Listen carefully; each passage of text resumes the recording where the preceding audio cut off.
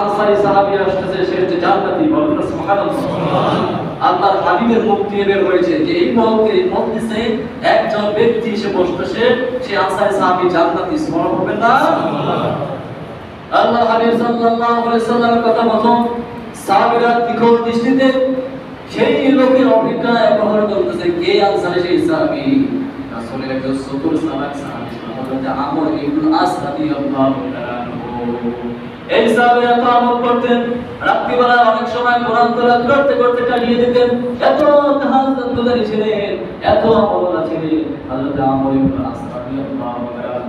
বিশ্বনবীর কথা মতো এবার আর কখন সেই জান্নাতি লোকটা আসে এবং এখানে তিনি চলে গেল। দেখলেন ওখানে দেখলেন যে ওই আনসারী একজন বয়োবৃদ্ধ সাহাবী মজলিসে প্রবেশ করলেন।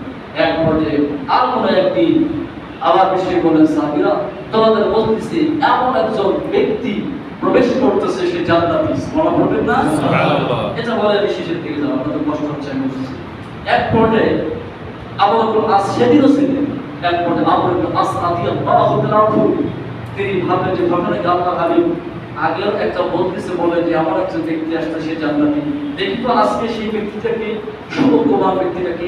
এবার আল্লাহর হাবিবের কথা মতো আবু বকর আস রাদিয়াল্লাহু তাআলা দেখলেন যে আগের দিনে যে ব্যক্তিটা এসেছে আনসারী সাহাবী, সেই ব্যক্তিটাই মজলিসে এসে বসেছেন। বলেন সুবহানাল্লাহ। সুবহানাল্লাহ। আবার বিশ্বনবী পরপর তিনটা মজলিসে এক ব্যক্তির নাম ঘোষণা করলেন, সাহাবীরা তোমাদের সামনে এমন একজন ব্যক্তি এসে তোমাদের মজলিসে বসে যাচ্ছে, সে হচ্ছে জান্নাতি। সুবহানাল্লাহ। সে হচ্ছে জান্নাতি। এবার আল্লাহর হাবিব যখনই বললেন, এবার আবু বকর আস রাদিয়াল্লাহু তাআলা এবার ভাবলেন, দুই দিন দেখলাম একই ব্যক্তি, তৃতীয় দিন কোন ব্যক্তিকে দেখি। এবার দেখলেন প্রথম দ্বিতীয় দিনের মতো ওই ব্যক্তিটাই এসে বসে বসেছে। সুবহানাল্লাহ। কি এমন আমল করেছে জানার দরকার আছে না? কি এমন আমল করেছেন যার কারণে আল্লাহর হাবিব পরপর তিনবার তিনটা মজলিসে বললেন যে সাহাবীরা এই মুহূর্তে একজন ব্যক্তি আনসারী সাহাবী আসছে, যে ব্যক্তিটি জান্নাতি জান্নাতি জান্নাতি। আবু বকর রাদিয়াল্লাহু তাআলা মনে মনে ভাবলেন, এত আমল করি, এত কোরআন তেলাওয়াত করি, এত তাহাজ্জুদের নামাজ আদায় করি, কোনদিন তো বিষ্ণু বললেন না তুমি জান্নাতি, তুমি জান্নাতি। এমন আমল করে সেটা দেখে আমাকে ওই আমলটা করতে হবে। এবার আবু বকর রাদিয়াল্লাহু তাআলা কিছু কন্টিনিউটি দিলে সেই আনসারী সাহাবীর বাড়িতে গিয়ে বললেন যে আনসারী চাচা সাহেব, যে আমার বাবার সঙ্গে একটু কথা কাটাকাটি হয়েছে, তো আমি আপনার বাড়িতে 3 দিন থাকতে চাই। কয়দিন? 3 দিন। 3 দিন। এক পর্যায়ে আনসারী সাহাবী বললেন, এখন আমাদের মারহাবা, আপনি আমার বাড়িতে থাকবেন, এটা তো আনন্দের বিষয়। রাসূলের প্রিয় সাহাবী, আপনি আমার বাড়িতে থাকবেন, এর চেয়ে আর ভালো কি হতে পারে? একবার রাত্রিবেলা হয়ে গেল, একটা শর্ট করে বলছি, রাত্রিবেলা যখন হয়ে গেল, এবার যখন নামাজ কালাম জিকির তাহলিল করার পর খাবার শেষ করে যখন শুয়ে যাবে, আবু বকর রাদিয়াল্লাহু তাআলা টাকা গায়ে দিয়ে খেতাটা উঠে করলেন যে রাত্রিবেলায় কি আমল করে, এই আমলটা জেনে আমিও এই আমলটা করে আমিও জান্নাতে যেতে চাই। আপনারা জান্নাতে যেতে চান না? আপনারা যে বলতেছেন আমরা জান্নাতে যেতে চাই,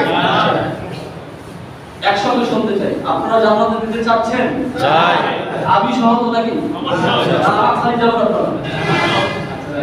এক পর্যায়ে আবু বকর রাদিয়াল্লাহু তাআলা খেতা উঠে দিয়ে দেখতেছে যে ওনার মতই নরমালি জিকিরাত শেষে উনি বিছানায় শুয়ে গেলেন। তিনি ভাবতেছেন না কখন তিনি উঠে এবার ফজরের যখন আযান দিয়ে দেখলেন যে উনি নরমালি যেরকম আমল করে ওই আমল করে ঘুমায় গেলেন। ফজরের উঠে আবার ফজর সালাত আদায় করেন। এবার তিনি মনে মনে ভাবলেন, আজকে হয়তো বা শরীর একটু অসুস্থ নাকি, হয়তো বা আগামীকাল আমলটা করতে পারে, যে আমলটা করে আমি জান্নাতে যেতে চাই। বলেন সুবহানাল্লাহ। দ্বিতীয় রাত্রে বেলা আসার পর এবার তিনি দেখলেন গত রাতের মতো নরমালি তিনি আমল করে শুয়ে গেলেন। আবার খাতা ফুটা দিয়ে কবর করে ওঠে তাহার ভিতরে নামাজ করো যে কখন আমল দেখে আমিও আমল করে জান্নাতি হব। এক পর্যায়ে দেখলেন রাত্রিবেলা জাগতে জাগতে ফজরের সালাত সময় হয়ে গেল। এক পর্যায়ে ফজরের সালাত নামাজ শেষ করে আবার তৃতীয় দিনের বেলা এবার তিনি মনে মনে ভাবলেন, প্রথম দিন অসুস্থ থাকতে পারে, দ্বিতীয় দিন কোনো সমস্যা হতে পারে, তৃতীয় দিন মনে হয় সেই আমলটা করবে। ওই আমলটা দেখে আমি আমল করে জান্নাতে যেতে চাই। এবার তৃতীয় দিনের পর ওই নরমালি প্রথম তৃতীয় দিনের মতো নরমাল আমল করে তিনি বিছানায় শুয়ে গেলেন। এক পর্যায়ে খানা দিয়ে দেখতেছেন তিনি আর উঠেও না, আর কোনো আমল করেন। আচ্ছা বলেন তো লোকটা রাখবে কিনা? রাগ হবে না? এবার তিনি মনে মনে দেখতেছেন রাগ হচ্ছে। ঘটনা কি? প্রথম দিন হইতে দ্বিতীয় দিন হইতে তৃতীয় দিন অবস্থা এই লোকটা কি ঘটনা করে যার জন্য আপনার হাবিব বারবার তিনবার জান্নাতি নাম ঘোষণা করলেন, সেই আমলটা আমি জানতেই হবে। এবার তৃতীয় দিন যখন হয়ে গেল, তোমরা কাপটি করতে নিয়ে যখন সে চলে যাচ্ছে, যাওয়ার সময় এবার আবার একটু রাস্তা দিয়ে আমরা যাওয়ার সময় সেই বৃদ্ধ সাহাবী আনসারী সাহাবীকে বললেন, ও চাচা, আপনার বাড়িতে এসে 3 দিন থেকেছি, আমার বাবার সঙ্গে কেবল কথা না। তার কি জন্য এসেছো বাবা? তো বলো যে 3টা বলতেছে আপনার হাবিব বারবার আপনার নাম ঘোষণা করেছেন, আপনি জান্নাতি, আপনি জান্নাতি, আপনি জান্নাতি। সুবহানাল্লাহ। কি এমন আমল করে, কি গোপন আমল করে 3 দিন আপনার বাড়ি থাকলাম, কিন্তু আমি দেখলাম আমার মতো নরমালি পড়াশোনা করলেন, সালাত আদায় করলেন, জিকির আজকার, তাসবিহ কালাম এগুলো সব করলেন, কিন্তু কই রাত্রিবেলা গোপন আমল করলেন না। কি গোপন আমল করে যেটা জানার জন্য আমি আপনার বাড়ি 3 দিন থেকে থাকলাম, কিন্তু কোনো উত্তর খুঁজে পেলাম না, প্রশ্নের উত্তর খুঁজে পেলাম না? একটু দয়া করে কি বলবেন কি এমন গোপন আমল করে জানার দরকার আছে?